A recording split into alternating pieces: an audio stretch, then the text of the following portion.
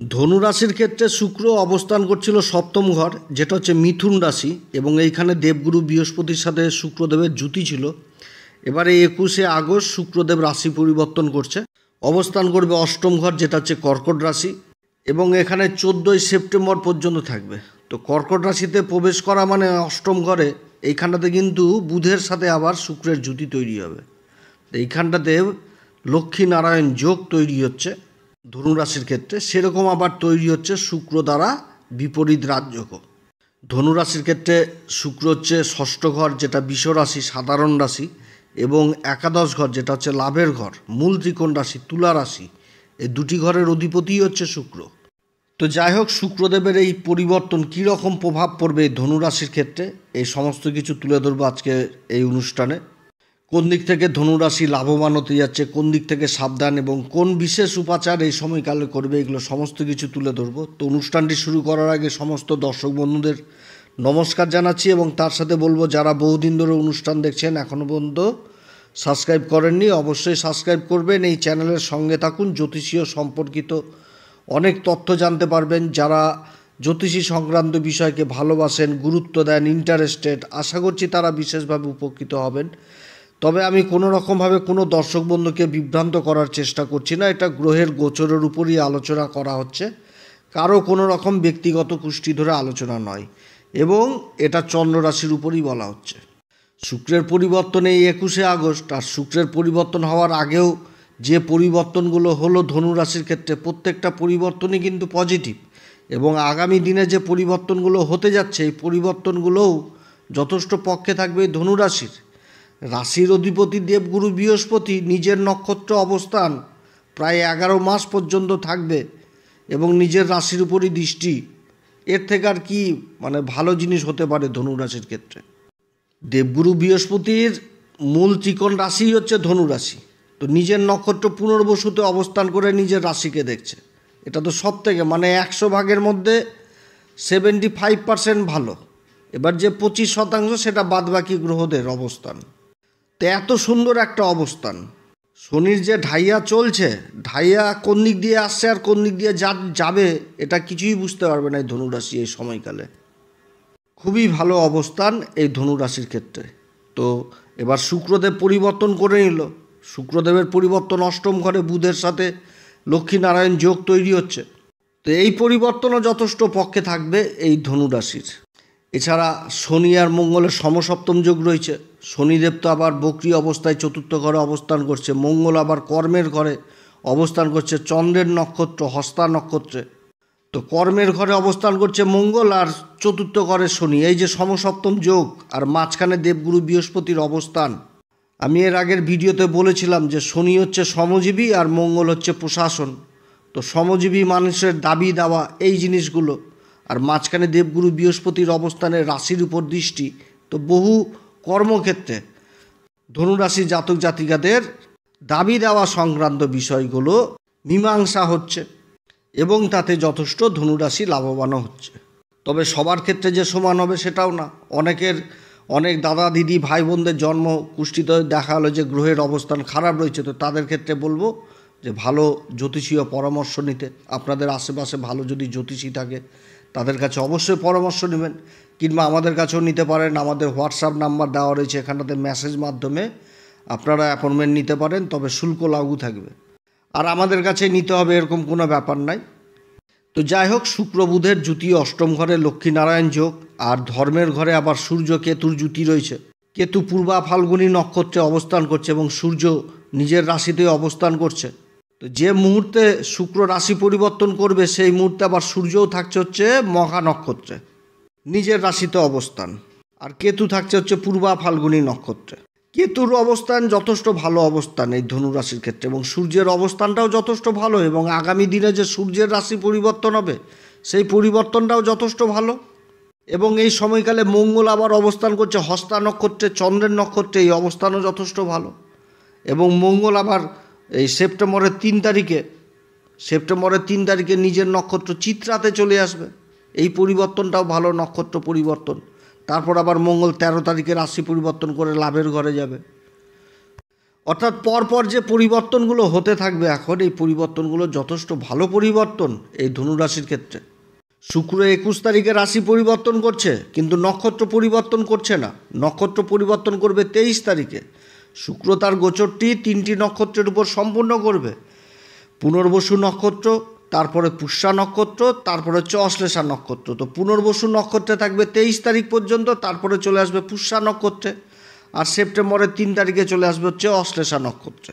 তো শুক্র যেদিন রাশি পরিবর্তন করবে সেদিন আবার সেই সময় ওই বুধও কিন্তু ওই নিজের নক্ষত্রে চলে আসবে, পুষ্যা নক্ষত্র থেকে নিজের নক্ষত্র অশ্লেষাতে চলে আসবে। সত্যি কথা বলতে ধনুরাশির এখন যথেষ্ট ভালো সময় পক্ষে এখন ধনুরাশির গ্রহদের অবস্থান এবং গ্রহদের যে নক্ষত্রগত অবস্থান, সেই অবস্থানই কিন্তু বলছে। তো যাই হোক, 23 তারিখ পর্যন্ত শুক্রদেব অবস্থান করবে হচ্ছে পুনর্বসু নক্ষত্রে। পুনর্বসু নক্ষত্র সম্পর্কে বিগত দিনে বহু কিছু আলোচনা করেছি।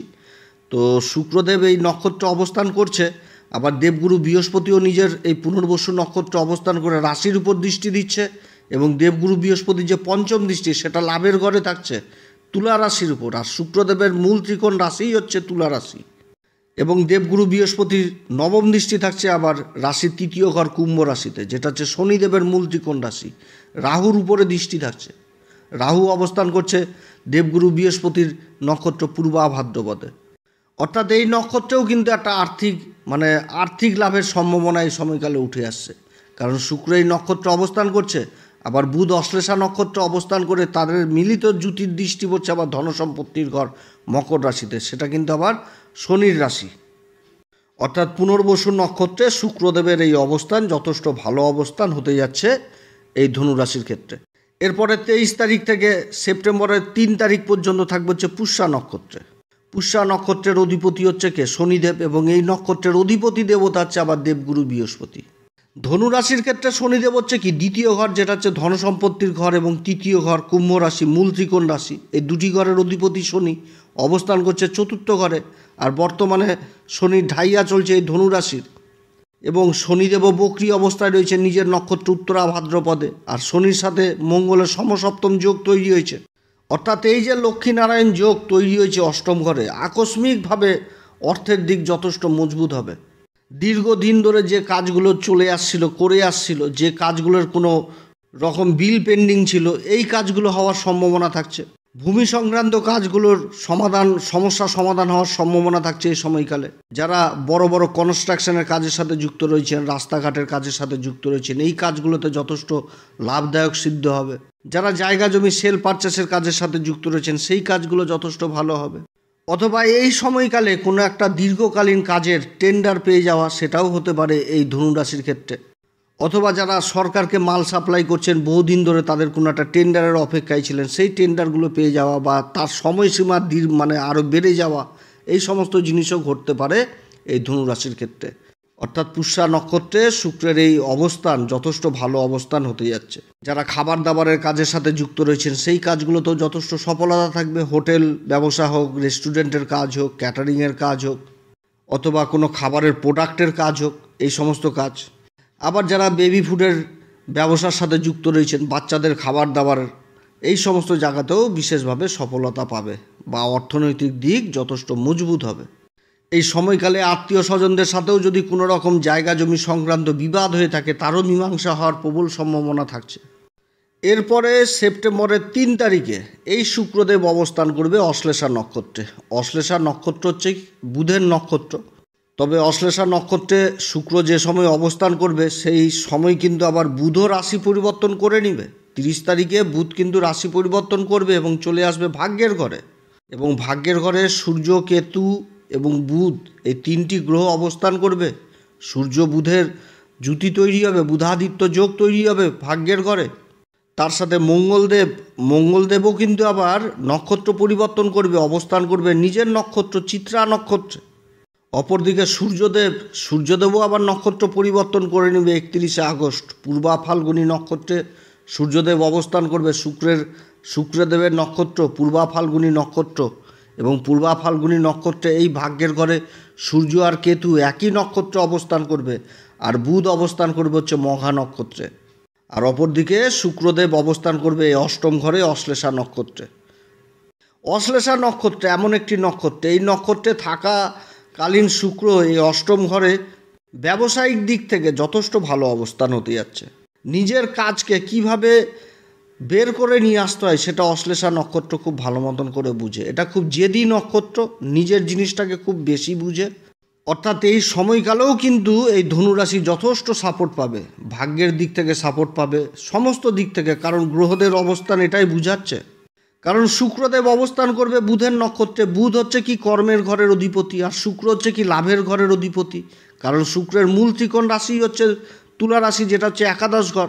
বুধের মূল ত্রিকোণ রাশি হচ্ছে কন্যা রাশি, সেটা হচ্ছে কি কর্মের ঘর। বুধ অবস্থান করছে ভাগ্যের ঘরে, আর শুক্র অবস্থান করছে অষ্টম ঘরে। আর অপরদিকে দেবগুরু বৃহস্পতি নিজের মূল ত্রিকোণ রাশিকে দেখছে সপ্তম ঘরে অবস্থান করে। তাহলে যথেষ্ট কিন্তু একটা ভালো গ্রহের মানচিত্র এই সময়কালে ধনু রাশির ক্ষেত্রে উঠে এসছে। যারা বড় বড় ব্যবসার সাথে যুক্ত রয়েছেন, তাদের কোনো বড় মহাজনের সাথে গোপনে ড্রিল হয়ে যাওয়া, যে একটা এক্সট্রা ইনসেনটিভ পেয়ে যাওয়া, বা নিজের টার্গেটকে পূরণ করতে পারলে আরও একটা এক্সট্রা ইনসেনটিভ পেয়ে যাওয়া, এই সমস্ত জিনিস লাভ করা, এটাও কিন্তু হওয়ার প্রবল সম্ভাবনা থাকছে ধনুরাশির ক্ষেত্রে। কারণ এই পূজার মাসে কিন্তু যথেষ্ট লাভের দিকই দেখতে পাবে এই ধনুরাশি। নিজেদের কাজকর্মকে প্রসারিত করার জন্য যারা ঋণের চেষ্টা করছেন, তাদেরও কিন্তু ঋণ প্রাপ্তির এই সময়কালে হওয়ার প্রবল সম্ভাবনা থাকছে। এই সময়কালে মানসিক স্থিতি যথেষ্ট ভালো থাকবে, সুখ শান্তি যথেষ্ট বজিয়ে থাকবে। কর্মক্ষেত্রে মান সম্মান সুখ্যাতি এগুলো যথেষ্ট বৃদ্ধি পাবে এই সময়কালে এই ধনুরাশির। গোচরে যখন বুধ আর শুক্র অষ্টম ঘরে অবস্থান করে, তখন কিন্তু তার রেজাল্ট অন্যরকম হয়ে যায়, অর্থাৎ এটা ফলদায়ী হয়ে যায়। তো শুক্র হচ্ছে কি ঐশ্বর্যের কারক, ধনসম্পত্তির কারক, গ্ল্যামারের কারক, সৌন্দর্যের কারক, প্রতিভার কারক। তো এই সময়কালে কি হবে, কর্মক্ষেত্রে নিজের ভিতরের গুণগুলো প্রকাশ পেয়ে যাবে, যার জন্য সমাজে পরিচিতি জিনিসটা বেশি বৃদ্ধি পাবে। তো যাই হোক, শুক্রদেবের এই গোচর খুবই ভালো গোচর হতে যাচ্ছে ধনুরাশির ক্ষেত্রে। যে নক্ষত্র দিকগুলো তুলে ধরলাম, প্রত্যেকটি নক্ষত্রেই কিন্তু ভালো রেজাল্ট করবে। শুক্রের এই অবস্থান আর্থিক দিক যথেষ্ট মজবুত করবে এই সময়কালে। সেভিংস জিনিসটা যথেষ্ট করতে পারবে ধনুরাশি। আর সবথেকে বড় ব্যাপার হচ্ছে ধনুরাশির ক্ষেত্রে যে 11 মাস সময় পাচ্ছে ধনুরাশি, যে দেবগুরু বৃহস্পতি পুনর্বসু নক্ষত্র অবস্থান করছে, নিজের নক্ষত্র অবস্থান করে নিজের মূল ত্রিকোণ রাশি, নিজের রাশি ধনুরাশিকেই দেখছে। দেবগুরু বৃহস্পতি মূল ত্রিকোণ রাশি হচ্ছে ধনুরাশি। তো নিজের রাশির উপর দৃষ্টি থাকবে 11 মাস। তাহলে এর থেকে আর কি ভালো হতে পারে? যার জন্যই তো মানে গোচরের আলোচনা শুরু করার আগেই বলে দিলাম যে 75% দেবগুরুর প্রভাব থাকবে। আর গ্রহ যখন নিজের নক্ষত্র অবস্থান করে নিজের রাশিকেই দেখে, তাহলে আর কি হতে পারে? অর্থাৎ চারিদিক থেকে এখন উন্নতির জোয়ার থাকছে এই ধনুরাশির ক্ষেত্রে।